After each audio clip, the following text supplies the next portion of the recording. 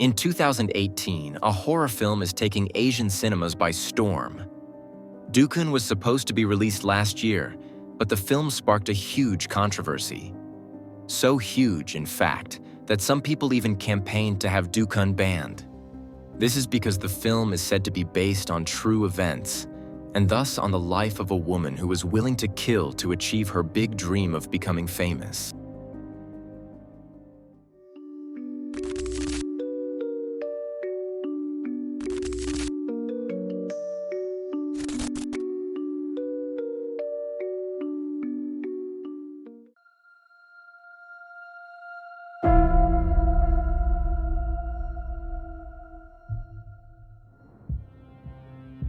"1987 is the year when all of Nur Mazna binti Ismail's dreams are set to come true.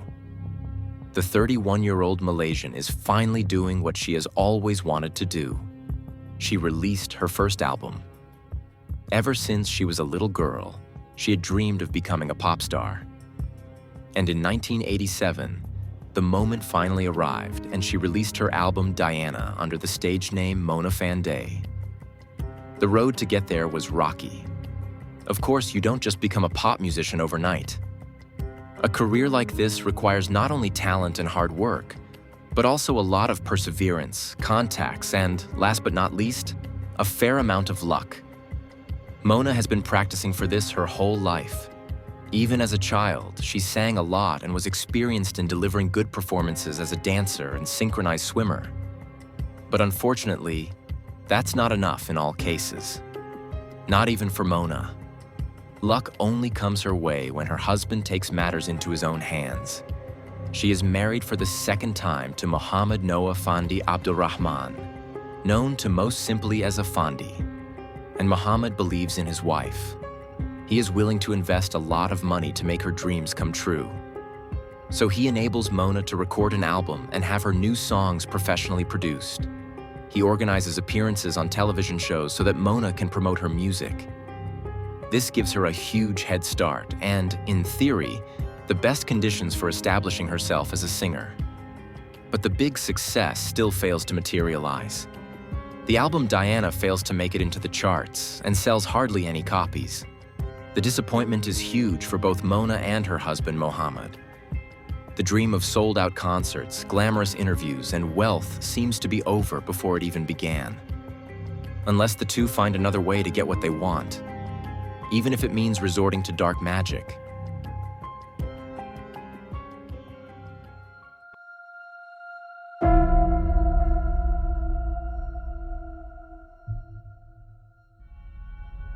After failing as a pop star, Mona becomes a Bomo. Basically, a Bomo is something like a shaman in traditional Malaysian medicine. There are many different interpretations of the whole thing. Some specialize in herbalism and holistic healing approaches. But there are also Bomo who claim to use magic. Some perform rituals. Others summon spirits to influence things. The weather, luck in love, or the results of an election. And Mona Fandey belongs to this latter group after her first failed career. And while Mona couldn't make it as a pop star, she seems to be doing really well as a Bomo. Many of her clients pay her very generously. Mona works for successful entrepreneurs and politicians, whom she advises on the basis of her supposed magical arts. Muhammad manages the whole thing. And thanks to their Bomo empire, the two can soon afford more than would have been possible with a music career. The couple owns several houses and cars and regularly stays at 5-star hotels. They even buy a private island off the coast of Thailand. But the two are not satisfied with that. They want more. And they want it at any price.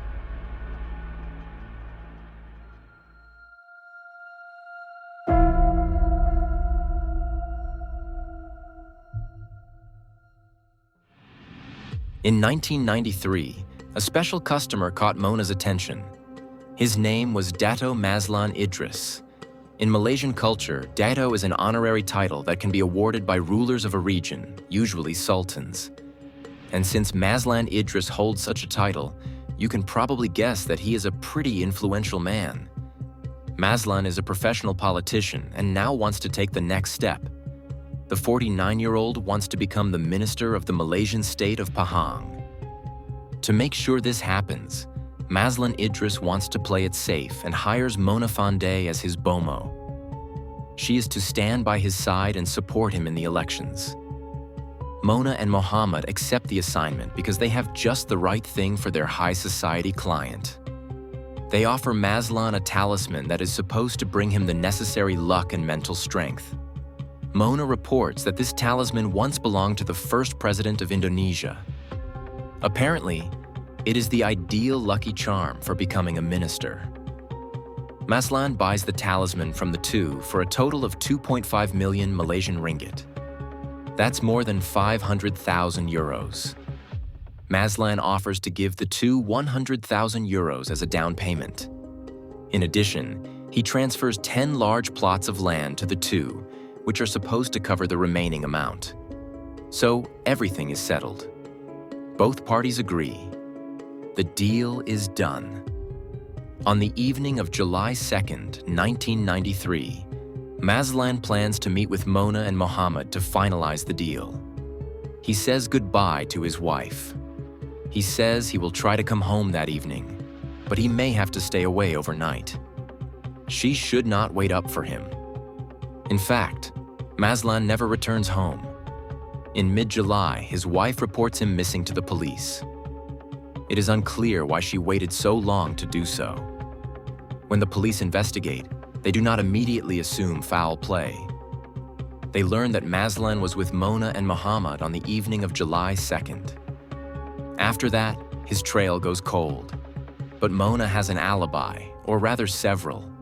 Several people claim to have seen Mona in several stores on July 3rd. She's said to have bought a new Mercedes, as well as a new TV and a new cell phone, several new pieces of furniture, and finally several luxury outfits. After that, she seems to have had time to go to a beauty clinic and get a facelift. In other words, Mona appears to have been very busy that day. This does not make her particularly suspicious to the police. However, this is set to change just a few days later. Mona has had a personal assistant named Juraimi Hassan for some time. He has problems of his own. He is arrested on July 19th for several drug offenses. The situation is bad enough for him as it is. But in Malaysia, such crimes are punished much more severely than in the United States or Europe, for example. For certain quantities and types of drugs, the law provides for life imprisonment, or even the death penalty. After his arrest, Juraimi must have been aware that his life was literally at stake. He had nothing left to lose, and he presumably sees a way out in cooperating with the police. So he tells the officers about the disappearance of Dato Mazlan Idris. He gives the police a tip to take a closer look at one of Mona Fandey's many properties in connection with the case. The investigators do so and discover something terrible there. In total, the police find 18 body parts in a makeshift concrete pit on the property. The remains all belong to one and the same man. They are also disfigured. The skin has been stripped from some parts of the body and several organs are missing, including the testicles. The injuries indicate that the man was killed by a blow to the neck with a sharp weapon. The police have no doubt that the dead man is Dato Mazlan Idris, and that his killers, Mona and Mohammed, tried to throw the police off the trail with fake alibis. In Mona and Mohammed's house, the police find an altar with statues of deities, next to it knives and an axe. They also find a revolver that probably belonged to the murder victim himself. The two are arrested immediately. This means that the murderers themselves face the death penalty, even if they try to get out of the situation somehow.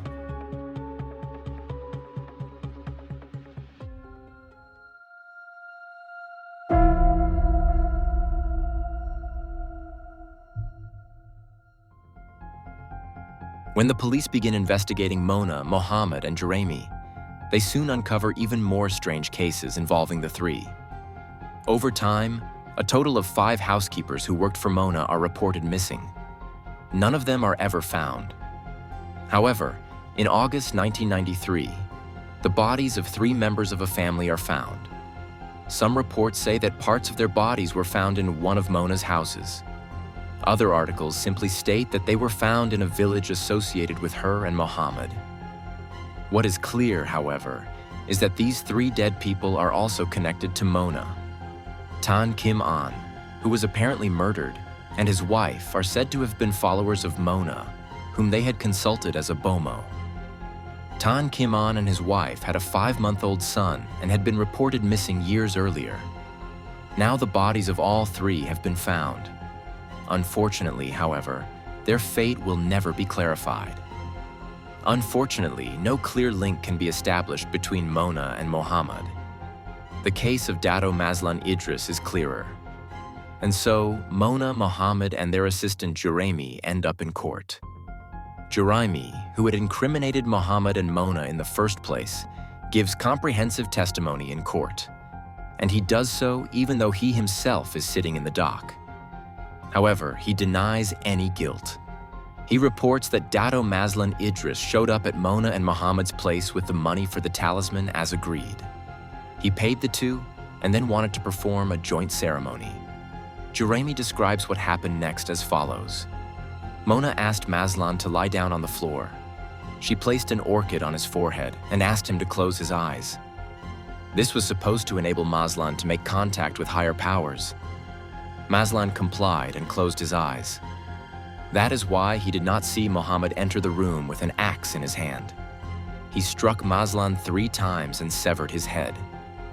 Afterwards, Mohammed and Mona allegedly instructed their assistant Juraimi to dismember the body while they went to take a shower. However, Mohammed fundamentally contradicts this account.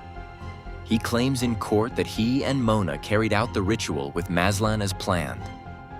Everything went as it should have. Until Juraimi suddenly appeared out of nowhere and attacked Mazlan without warning. Mohammed and Mona hid out of fear of Juraimi and did not dare to call the police. However, it is questionable whether this is true. As you may remember, I told you that Mona went on a big shopping spree around the time of the crime. She paid for most of her purchases in cash.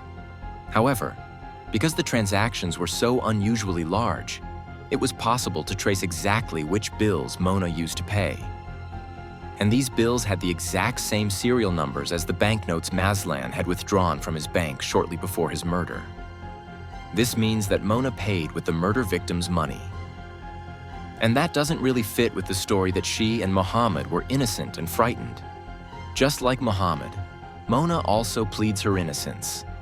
However, unlike Mohammed and Juraimi, she does not testify in court herself, but she is not hiding either. On the contrary, there are many photos of Mona in court. In most of them, she is smiling broadly and seems to be actively seeking the cameras. At one point, she turns to the journalists who are photographing her and says, "Looks like I have a lot of fans."